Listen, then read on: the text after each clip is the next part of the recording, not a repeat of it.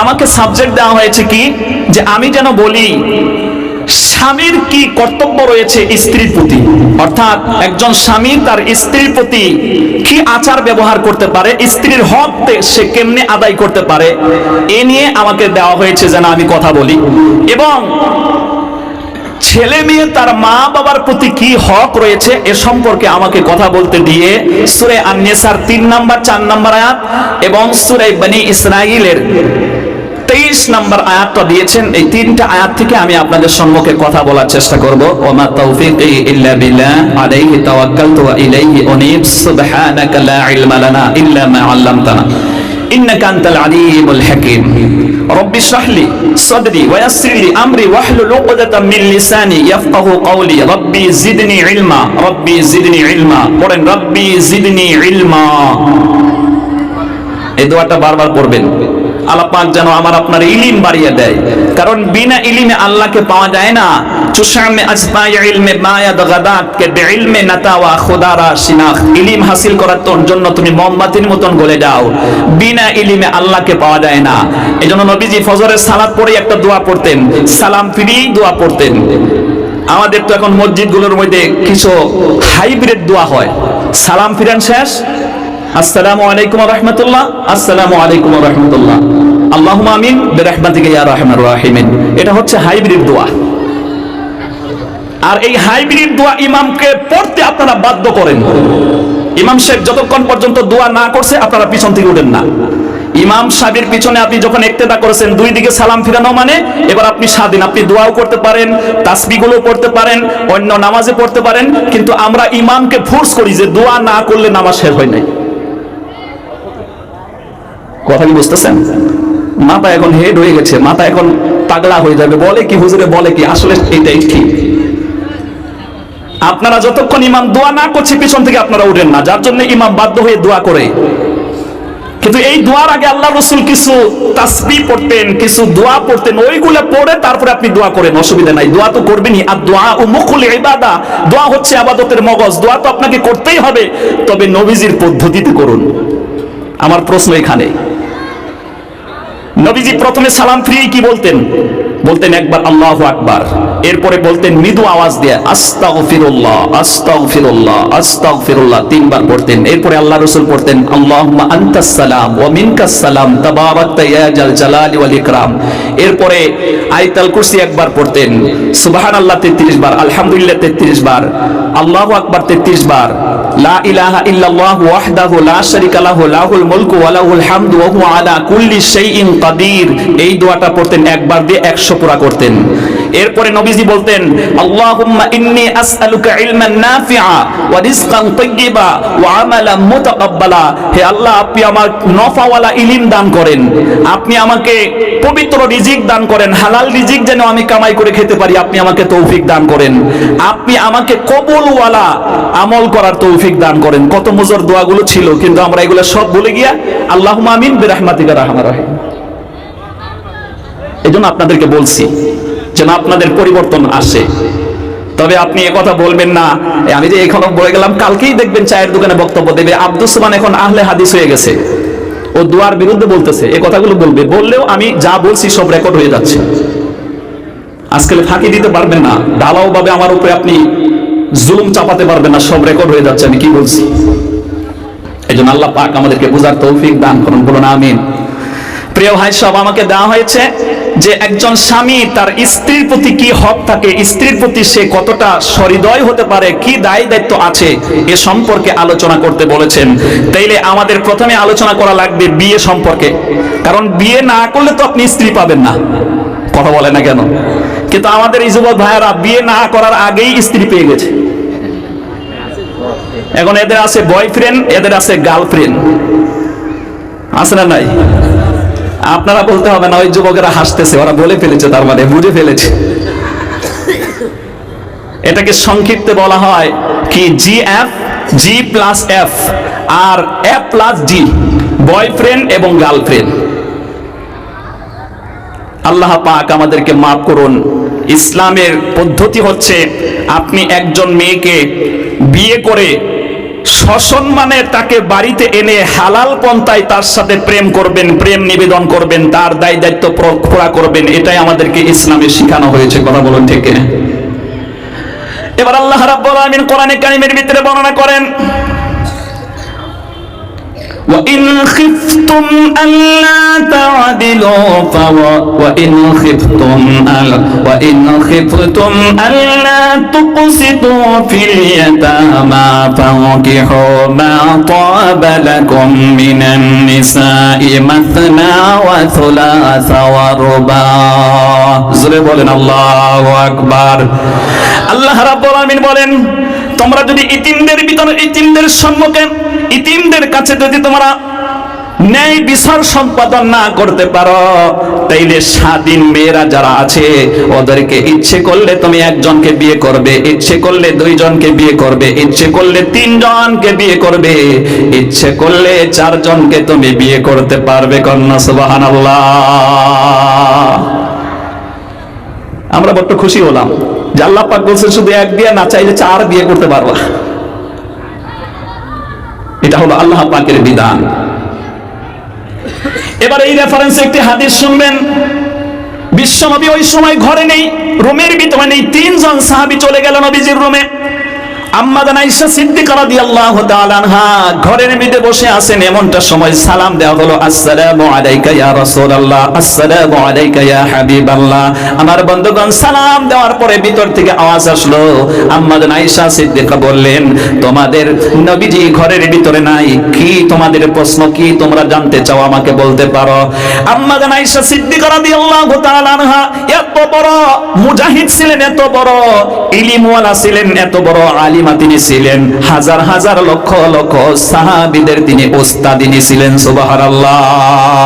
তিনজন সাহাবী গিয়ে বলেন, আমরা এসেছি আম্মা, আমাদের নবী বিশ্বনবী হযরত মুহাম্মদুর রাসূলুল্লাহ সাল্লাল্লাহু আলাইহি ওয়াসাল্লামের কি আমল এটা জানার জন্য।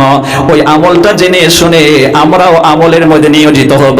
কারণ আল্লাহ পাক কোরআনে কারীমের ভিতরে বর্ণনা করেন, ওয়া মান ইউতি'র রাসূলা ফাকাদ আতাআল্লাহ। আপনি সূরা আন-নিসার 80 নম্বর আয়াতে পড়বেন, আল্লাহ পাক বলেন, যারা এই পৃথিবীতে নবীজির অনুসারী হয়ে যাবে, নবীজির তরিকাকে মেনে চলে, আল্লাহ পাক বলেন সেজন্য আমার অনুসরণ করলো, আমার অনুকরণ করলো। সুবহানাল্লাহ। বিশ্বনবী হযরত মুহাম্মদুর রাসূলুল্লাহ সাল্লাল্লাহু আলাইহি ওয়াসাল্লামকে সম্পর্ক আমার বন্ধুগণ ওনার বিষয়ে জানতে চাইলে আল্লাহ রাসূল সাল্লাল্লাহু আলাইহি ওয়াসাল্লামের স্ত্রী আম্মা জান আয়েশা সিদ্দিকা তখন জবাব শুনিয়ে দিলেন, তোমরা কি কোরআন পড়তে জানো? সাহাবারা বলল, আমরা কোরআন পড়তে জানি। এই কোরআনে কারীম হলো আল্লাহ রাব্বুল আলামিনের পক্ষ থেকে আসা একটি মেসেজ, একটি গাইডলাইন্স, একটি গাইডবুক। আল্লাহ পাক বলেন, ইন্নাল্লাযী ফারাদা আলাইকাল কুরআনা লারাদুকা ইলা মাআদ। 20 নম্বর পারা সূরা আল কসাসের 85টা আয়াতের ভিতরে থেকে 88টা আয়াত আপনি টোটাল পাবেন, যেখানে 85 নম্বর আয়াতে আল্লাহ রাব্বুল আলামিন বর্ণনা করেন, আল্লাহ পাক বলেন, this is my order, so follow. এই কোরআনে কারীমের ভিতরে আমি যত হুকুম তোমাদের প্রতি নাজিল করেছি, এই হুকুমগুলো মানা হলো তোমাদের জন্য ফরজ। সুবহানাল্লাহ। আম্মা জান আয়েশা সিদ্দিকা বললেন, এই কোরআনে কারীমের ভিতরে আল্লাহ পাক যে হুকুমগুলো দিয়েছেন তা আল্লাহ রাসূল বাস্তবায়ন করেছেন এই পৃথিবীতে 100%। এজন্য নবীজির চরিত্র হলো খুলুকুহু কুরআনে আযীম, নবীজির চরিত্র হলো কোরআন শরীফ, কোরআন শরীফ। সুবহানাল্লাহ। তখন এই সাহাবারা নিজেরা একটা পরামর্শ করে, হাদিসে এসেছে, তো বলল যে আল্লাহ রাসূল তিনি তো আল্লাহর পরেই সম্মানী ব্যক্তি, মা তাকাদ্দামা মিন যামবিহি ওয়া মা তাআখারা। সূরা ফাতা 26 নম্বর পারা 29 আয়াতের 1 এবং 2 নম্বর আয়াতে বলা হয়েছে নবীজির আগের পাশের সব গুনাহ আল্লাহ maaf করে দিয়েছে। তো তিনার সাথে আমার তুলনা হয় নাকি, আমাদের তুলনা হয় নাকি?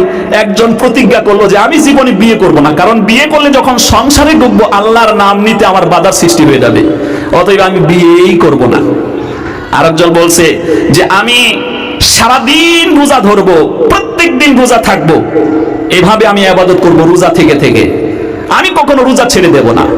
আরেকজনে বলছে আমি কখনো রাত্রে ঘুমাবো না, সারা রাত তাহাজ্জুদ নামাজে নিয়োজিত থাকবো, রাত্রে আমি জাগরণ করে করে ইবাদত করব। এইভাবে তিনজনে যখন সংকল্প করলো, আল্লাহর রাসূল হঠাৎ করে তাদের পাশ দিয়ে রুমে ঢুকলেন। নবীজি এই কথাগুলো শুনতে পেলেন। সুবহানাল্লাহ বলেন। আমরা এখন মনে করি আমরা মনে করতেছি যে এই তিন সাহাবী বড় বুজুর্গ, ওলি আল্লাহ, সারা জীবন রোজা থাকবে, সারা রাত ঘুমাবে না, তাহাজ্জুদের নামাজ পড়বে, আবার সারা জীবন বিয়ে করবে না। আমরা সাধারণ যারা মানুষ, যারা কোরআন সুন্নাহ নিয়ে স্টাডি করি না, পড়াশোনা করি না, ওরা মনে করবো এর চেয়ে কি আর বুজুর্গ হয় নাকি? কিন্তু নবীজি কি বলেন শুনেন, এই জন্য তাফসীর মাহফিলে আসার দরকার। বিশ্বনবী তখন বললেন, ও আমার সাহাবারা, তোমরা যে সংকল্প করলে, তোমরা যে ওয়াদা করলে, তোমরা যে প্রতিজ্ঞা করলে, এই প্রতিজ্ঞার মধ্যে আমাকে তোমরা পাবে না। আমি বিশ্বনবী নামাজ পড়ি, রাত্রিতে ঘুমাই আবার তাহাজ্জুদের নামাজও পড়ি, রাত্রে ঘুমাইও আবার নামাজও পড়ি। এটাই হলো আমি নবীজির সুন্নাহ কন্যা। সুবহানাল্লাহ। আমি নবীজি বিয়ে করি, তারপরে সংসারও করি, আবার আল্লাহর ইবাদতও করি। অতএব তুমি যদি নবীজির তরিকায় চলতে চাও, তাহলে তোমাকে বিয়েও করতে হবে, আবার ইবাদতও করতে হবে। আবার আরো সাহাবীকে বলে, তুমি যে সংকল্প করলে সারা জীবন দিনে রোজা রাখবা, এরকম কন্টিনিউ রোজা তুমি কয়দিন রাখতে পারবা? শরীর দুর্বল হয়ে যাবে, তুমি নিস্তে নাবোধ হয়ে যাবে। কথা বলেন ঠিক না? সুতরাং আমি নবী রোজা থাকি আবার রোজা ছেড়ে দেই, এটা হলো আমি নবীজির তরিকা। কোরআনে কারীম যখন আপনি স্টাডি করবেন, 2 নম্বর পারার 2 নম্বর সূরা সূরা বাকারা 286 আয়াতের হচ্ছে 195 নম্বর আয়াত, ওয়ালা তুলকু বিআইদিকুম ইলা তাহলুকা ওয়া আহসিনু ইন্নাল্লাহা ইউহিব্বুল মুহসিনিন। আল্লাহ পাক বলেন, তুমি তোমাকে নিজের হাতে ধ্বংসের মধ্যে ঠেলে দিও না। যে মানুষটা প্রতিজ্ঞা করলো সারা জীবন রোজা থাকবে, ও কয়দিন থাকতে পারবে? কয়দিন বাদে দুর্বল হয়ে, আমার বন্ধুগণ অসুস্থ হয়ে মারা যাবে। কথা বলেন ঠিক কিনা? আবার যে সাহাবী বলেছে রাত্রে আমি ঘুমাবো না, আল্লাহ পাকের বক্তব্যের উল্টা সে বক্তব্য দিয়েছে। আল্লাহ পাক বলে, ওয়াজআলনাল লাইলা লিবাসা ওয়াজআলনান নাহারা মাআশা ওয়াজআলনা নাওমাকুম সুবাতা। এই সূরাগুলো আমরা খুব পড়ি, দেখবেন মসজিদের ইমাম সাহেব সূরা আন-নাবা ফজরের সালাতে প্রথম রাকাতে বেশি বেশি করে পড়ে। 40টা আয়াত। আয়াত সংখ্যা সম্ভবত 10, 11, 12, 9, 10, 11 আয়াতের ভিতরে আল্লাহ পাকের বক্তব্য, আমি দিন বানিয়েছি রোজগার করার জন্য, এবং রাতকে আমি আল্লাহ পাক বানিয়েছি আরাম করার জন্য। ঘুম নামের মেডিসিন দান করেছে, কিন্তু সাহাবী বলতেছে আমি জীবনেও ঘুমাবো না। তাহলে কয়দিনও থাকবে? কথা বলেন না কেন? কয়দিন বাঁচতে পারবে? সে তো এটা নবীজির তরিকা নয়। নবীজির তরিকা কোনটা? নবীজি বিয়ে শাদী করেছেন, নবীজি রোজা থেকেছেন, আবার রোজা ছেড়ে দিয়েছেন, নবীজি রাত্রে ঘুমিয়েছেন, আবার তাহাজ্জুদের নামাজ পড়েছেন। এইভাবে যদি আমরা মেনে চলি, তাইলে সত্যিকার ইসলাম আমাদের মানা হলো, আল্লাহ রাসূলের তরিকা আমাদের মানা হলো। কথা বলুন ঠিক কিনা? আল্লাহ রাব্বুল আলামিন কোরআনে কারীমের ভিতরে বর্ণনা করেন, কুল ইন কুনতুম তুহিব্বুনাল্লাহা ফাত্তাবিউনি ইউহিব্বুকুমুল্লাহ ওয়া ইয়াগফির লাকুম যুনুবাকুম ওয়াল্লাহু গফুরুর রাহিম। ও নবী বলেন, কেউ যদি আমি আল্লাহর সাথে প্রেম নিবেদন করতে চাই, সে যেন আপনার অনুসরণ করে, then follow me, Allah will love you and forgive your faults. আল্লাহর নবীর তরিকা ফলো করতে পারলে ওই দিন থেকে আল্লাহ ভালোবাসবে, পাশাপাশি জীবনের গুনাহ ক্ষমা করে দেবে, পাশাপাশি আল্লাহ পাক ওই দিন থেকেই তাকে ভালোবাসতে শুরু করবে। সুবহানাল্লাহ। বিশ্বনবী হাদিস শরীফের ভিতরে বলেন, মান আহাব্বা সুন্নতি ফাকাদ আহাব্বানি ওয়া মান আহাব্বানি কানা মাই ফিল জান্নাহ। যে আমার সুন্নতকে ভালোবাসলো, সে যেন আমাকে ভালোবাসলো, আর যে আমাকে ভালোবাসলো, আমি নবীর সাথে জান্নাতে সে বসবাস করবে। সুবহানাল্লাহ। নারায়ে তাকবীর। রাসূল আমার ভালোবাসা, রাসূল আমার আলোয়াশা, রাসূল আমার প্রেম বিরহের মূল আলোচনা, রাসূল আমার কাজে কর্মের অনুপ্রেরণা, রাসূল আমার ভালোবাসা যখন দারুণ দুঃখ নামে আমার জীবন জোরে, বিপদ আপদ মুসিবতে মরি পুরে পুরে, তখন তোমার শৈশব কৈশোর যোগায় সান্ত্বনা, রাসূল আমার কাজে কর্মের অনুপ্রেরণা, রাসূল আমার ভালোবাসা, রাসূল আমার আলোয় আশা, রাসূল আমার প্রেম বিরহের মূল আলোচনা, রাসূল আমার কাজে কর্মের অনুপ্রেরণা। কত রকম রাজার নীতি প্রজার নীতি দেখলাম, দুঃখ হাইরে দুঃখ ছাড়া আর না কিছু পেলাম। তাই তো শুধু মনে পড়ে সোনার মদিনা, রাসূল আমার কাজে কর্মের অনুপ্রেরণা। ঠিক কিনা? সুতরাং এই বিশ্বনবীর থেকে আপনাকে ঈমান শিখতে হবে, বিশ্বনবীর কাছ থেকে ইসলাম শিখতে হবে, বিশ্বনবীর কাছ থেকে আদর্শ শিখতে হবে। বন্ধু, আল্লাহর রাসূল সাল্লাল্লাহু আলাইহি ওয়াসাল্লাম এর জন্য বিয়ে করাটা নবীজির একটা সুন্নাহ। কথা বলুন ঠিক কিনা? কিন্তু আমাদের এই যে মুরব্বী বাবাজি এখানে আছেন, আমি কিন্তু বক্তব্য দিতে গিয়ে সম্মুখে কাউকে আমি দেখি না। কোরআনের আয়াত যেভাবে আসবে ওইভাবে আমাকে বলতে হবে। আপনাকে দেখে ভয় করে, আপনাকে দেখে লজ্জা করে আমি কথা বলবো, কিয়ামতের দিন আল্লাহ পাক আমাকে সাইজ করবে। ইসলামে বলেছে বিয়ে শাদী 3 কাজ খুব তাড়াতাড়ি হোক। 1 নাম্বার, নামাজের রক্ত হয়েছে, আস-সালাতু লি আউয়ালি ওয়াক্তিহা, নামাজের রক্ত হয়েছে আর দেরি নয়, তাড়াতাড়ি নামাজ আদায় করো। 2 নম্বরে কোন একজন ব্যক্তি ইন্তেকাল করেছে, তাকে তাড়াতাড়ি দাফন করো। আপনার ছেলে মেয়ে বিয়ের উপযুক্ত হয়েছে, তাড়াতাড়ি বিয়ে শাদী দিয়ে দেওয়া হোক। কিন্তু আমাদের মুরব্বীদের বক্তব্য বলো না, আমার ছেলে এখনো নিজ পায়ে দাঁড়াতে পারে নাই, ওর বাবার পায়ে দাঁড়ায়, এখনো দাঁড়াতে শিখে নাই, ওকে বিয়ে করানো যাবে না। এই বক্তব্য দিয়ে ছেলেদেরকে যখন সে যৌবনে পদাপূর্ণ করে, আশ-শাবাবু শুবাতুল জুনুন ওয়ান নিসাউ হিবালাতুশ শায়তান, যৌবন বয়সটা বিশ্বনবী বলেছেন একটা পাগলের বয়স। আর এই পাগলটা কি দিয়ে করে? শয়তান মহিলা অস্ত্র দিয়ে, একটা যুবতী ময়ে দিয়ে ঘায়েল করে ওই যুবককে তার লাইফ ধ্বংস করে দেয়, নিঃশেষ করে দেয়, শেষ করে দেয়। এজন্য যুবক ভাইদেরকে খুবই তাড়াতাড়ি বিয়ে করান। ওয়াজ বোধহয় কঠিন হয়ে গেল। যুবকদেরকে বিয়ে করান। আমাদেরকে ভারতবর্ষে আমরা বসবাস করি, এখানে সরকারি আইনটা আমাদেরকে ফলো করতে হবে। ছেলেদের বয়স যখন 21 হয়ে যাবে আর দেরি নয়, মেয়েদের বয়স যখন 18 হয়ে যাবে আর দেরি নয়, তাড়াতাড়ি বিয়ে হয়ে যাক। এ তথ্য কোরআনে এসেছে। সূরার নাম আন-নূর, 18 নম্বর পারা 2 নম্বর সূরা। টোটাল আয়াত সংখ্যা হলো 64, এখানে 32 নম্বর আয়াত। সুবহানাল্লাহ। কোন আল্লাহ রাব্বুল আলামিন বলেন, ওয়া আনকিহুল আয়ামা মিনকুম ওয়াস-সালিহিনা মিন ইবাদিকুম ওয়া ইমাইকুম ইয়াকুনু ফুকারা ইউগনিহিমুল্লাহু মিন ফাদলি। আল্লাহ পাক বলেন, ওয়া আনকিহুল আয়ামা মিনকুম। ওয়া আয়ামা যে শব্দ, এটা হলো আইম শব্দ, আইম শব্দ থেকে উৎপত্তি হওয়া শব্দ।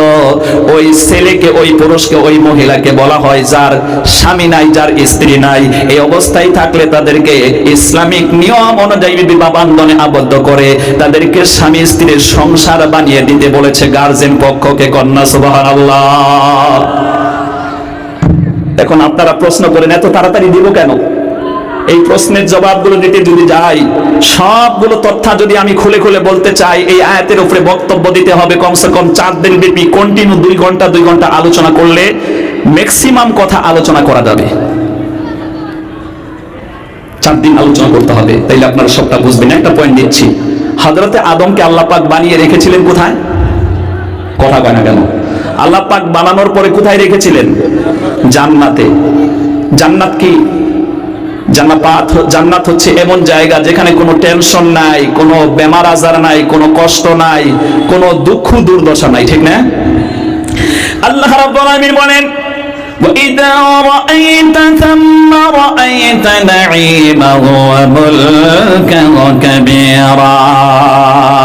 আল্লাহ পাক বলেন আমার চিরন্তর জান্নাতে যখন তোমরা যাবে, যেদিকেই তাকাবে সেদিকেই নিয়ামত আর নিয়ামতের সাম্রাজ্যগুলো দেখতে পাবে। এত নিয়ামতের ভিতরে আদম থেকে, তারপরেও আদমের ভালো লাগে না। এই কথা দুনিয়ার কেউ বুঝতে পারলো না, বুঝতে পারলেন স্বয়ং আমার আল্লাহ পাক। কন্যা সুবহানাল্লাহ। তার কারণ হলো কোরআনে কারীম যখন স্টাডি করবেন 26 নম্বর পারা বের করলে সূরার নাম কাফ 45টা আয়াতের হচ্ছে 16 নম্বর আয়াত, ওয়ালাকাদ খালাকনাল ইনসানা ওয়া না'লামু মা তুওয়াসবিসু বিহি নাফসু ওয়া নাহনু আকরাবু ইলাইহি মিন হাবলিল ওয়ারিদ। আল্লাহ পাক বলেন এই মানুষকে আমি সৃষ্টি করেছি, তার মনের ভিতরে কি কল্পনা হয় জল্পনা হয় আমি আল্লাহর চাইতে কেউ বেশি ভালো বোঝে না। আল্লাহ পাক বলেন আমি সব কিছু বুঝি। আমি আল্লাহ পাকের শ্রবণ শক্তি, দর্শন শক্তি তাদের শাসি রগলের চাইতেও বেশি নিকটবর্তী। সুবহানাল্লাহ। আদম জান্নাতে থাকে, বসবাস করে, সব দিকেই ঠিক আছে, তবে মনটা মানসিকভাবে এমনটা ভালো লাগে না। আল্লাহ পাক বুঝলেন যে ওর একটা সঙ্গিনী বানিয়ে দিতে হবে। সুবহানাল্লাহ কইবেন না? একটা সঙ্গিনী বানিয়ে দিতে হবে। আল্লাহ পাক জিবরাইল ফেরেশতাকে বলে নাই তুই এখন ডাক্তার হয়ে সার্জারি কর, আদমকে শুইয়ে দে, সার্জারি করে এই বাম পাঁজর থেকে একটা হাড্ডি বের করে আল্লাহ পাক মুহূর্তের ভিতরে হাওয়া আলাইহিস সালামকে বানিয়ে দিলেন সুন্দরী, সুশ্রী, রমণী, স্বামী ভক্ত, প্রেমিক, প্রেমিকাকে আল্লাহ পাক তৈয়ার করে দিলেন। সুবহানাল্লাহ। আদম আলাইহিস সালাম তো অপারেশন হয়েছেন, অসুস্থ, একটু যখন হুঁশ ফিরছে দেখে আরে আমার একজন সঙ্গিনী পেয়ে গেলাম, এবার স্পর্শ করতে যাবে। আল্লাহ পাক বললেন রেড সিগন্যাল, স্পর্শ করা যাবে না। ও যুবক ভাইরা, এই রেড সিগন্যাল তোমাদেরকে মানতে হবে। মেয়ে দেখলেই তুমি স্পর্শ করতে পারবে না, মেয়ে দেখলেই তুমি কথা বলতে পারবে না, মেয়ে দেখলেই তুমি চোখ মারতে পারবে না। কিছু কিছু ছেলে আছে চোখ মারতে মারতে ওর চোখ একটা টেরাই হয়েছে। কথা কানে কেন? আল্লাহ রাব্বুল আলামিন কোরআনে কারীমের ভিতরে বর্ণনা করেন, কোরআনে হাকিম যখন আপনি স্টাডি করবেন, এই যে আন-নূরের থেকে আমরা কথা বলছিলাম, এখানে আয়াত সংখ্যা হলো 30 এবং 31 নম্বর আয়াত। আল্লাহ পাক বলেন কুল্লিল মুমিনিনা ইয়াগুদ্দু মিন আবসারিহিম ওয়া ইয়াহফাজু ফুরুজাহুম যালিকা আযকা লাহুম ইন্নাল্লাহা খাবীরুম বিমা ইয়াসনাউন। আল্লাহ পাক বলেন ও যুবক তোমাদেরকে লক্ষ্য করে আল্লাহ পাক বলছেন তোমরা তোমাদের দৃষ্টিকে নিম্নগামী করো, লজ্জা স্থানের হেফাজত করো। তোমরা কি করো সে সম্পর্কে আল্লাহ সম্যক অবগত। সুবহানাল্লাহ। সুতরাং মেয়ে দেখলেই তার পিছনে লাগা যাবে না, মেয়ে দেখলেই তার দিকে তাকানো যাবে না। আপনার যদি পছন্দ হয়েছে তাইলে স্বামীজির রীতি নিয়ম অনুযায়ী, শরীয়তের বান্ধন অনুযায়ী তাদের বাড়িতে পয়গাম পাঠিয়ে গার্জেনের সম্মতি নিয়ে বিয়ের মাধ্যমে আপনার স্ত্রী বানিয়ে চোখ আপনি এবার 27 বার মারেন, কোনো আপত্তি নাই। কথা বলুন ঠিক না?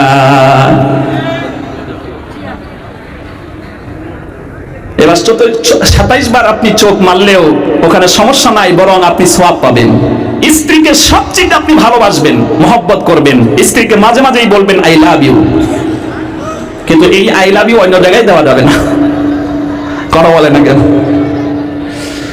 আমার ভাইয়ারা ঠিক একই কায়দায় হযরতে আদম আলাইহিস সালাম বিবি হিসেবে এখনো পান নাই, কিন্তু আই লাভ ইউ দিতে চাচ্ছেন। আল্লাহ পাক বললেন রেড সিগন্যাল না, এখনো আই লাভ ইউ দেওয়া যাবে না।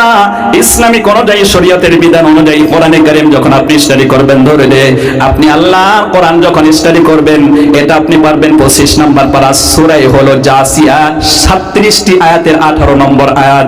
আল্লাহ পাক বলেন তুম্মা জাআলনাকা আলা শরীআতিন মিনাল আমরি ফাত্তাবি'হা ওয়া লা তাত্তাবি'ু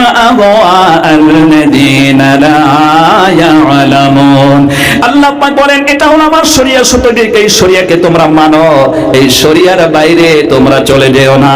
হযরতে আদম এবং হাওয়ার মধ্যে আল্লাহ পাক বিয়ে পড়িয়ে দিলেন, এবার তারা শান্তি পেল। তাদের এখন জান্নাতে থেকেও ভালো লাগে, আবার দুনিয়ায় আইসেও তাদের ভালো লাগে। এইটাই আমাদের সবক। আমরা আমাদের যুবক ভাইয়েরা 21 বছর যখন পার করব, দেরি নয়, ওকে বিয়ে দিলে মানসিকভাবে সে শান্তি অর্জন করবে। একা বিছনায় শুয়ে তার কখনোই ভালো লাগে না। এই এজন্য এই যুবকেরা ঘন্টার পর ঘন্টা রাত্রে মোবাইলের মধ্যে, ফেসবুকের মধ্যে, পাবজি খেলার মধ্যে ব্যস্ত থাকে। কথা কয় না কেন? কিন্তু এই ছেলে 21 বছর হয়েছে, ধরে বিয়ে করে দেন। ওর বিবি ওকে ধমক দিয়ে বলবে, তুমি পাবজি খেলাইবা না আমার সাথে খেলবা। বিবি এই কথা বলে তাকে সাবধান করবে। দেখেন আল্লাহ রাসূল সাল্লাল্লাহু আলাইহি, এগুলো কথা বলতে আমাদের লজ্জা নেই, কারণ আল্লাহ রাসূল সাল্লাল্লাহু আলাইহি ওয়াসাল্লাম স্বয়ং আম্মা জান আয়েশা সিদ্দিকাকে নিয়ে রাত্রে খেলতে গিয়ে দৌড় দিয়েছেন। হাদিসে এসেছে, জ্যোৎস্না রাত আয়েশাকে বলে, আয়েশা সময় তো পাই না তোমার সাথে প্রেম নিবেদন করার, আসো তো দেখি আজকে আমরা দুইজনে দৌড় দেই। সুবহানাল্লাহ বলে। আম্মা জান আয়েশা সিদ্দিকা এবং বিশ্বনবী দৌড় দিচ্ছেন। আল্লাহ রাসূল মনে মনে চিন্তা করলেন, আমি তো পুরুষ, আমাকে 100 জন পুরুষের ক্ষমতা শরীরের মধ্যে আল্লাহ দিয়ে রেখেছেন, আমি চাইলে দৌড় দিয়ে আয়েশাকে অনেক নিচে অনেক পিছে ফেলতে পারবো, কিন্তু আমি চাই আয়েশা আমার স্ত্রী, ওর মুখের থেকে একটু হাসি মাখা যখন মুস্কি হাসি দেবে আমার আনন্দ লাগবে। এজন্য আল্লাহ রাসূল নিজের থেকে আস্তে দৌড় দিয়া আয়েশা জোরে দৌড় দিয়েছে।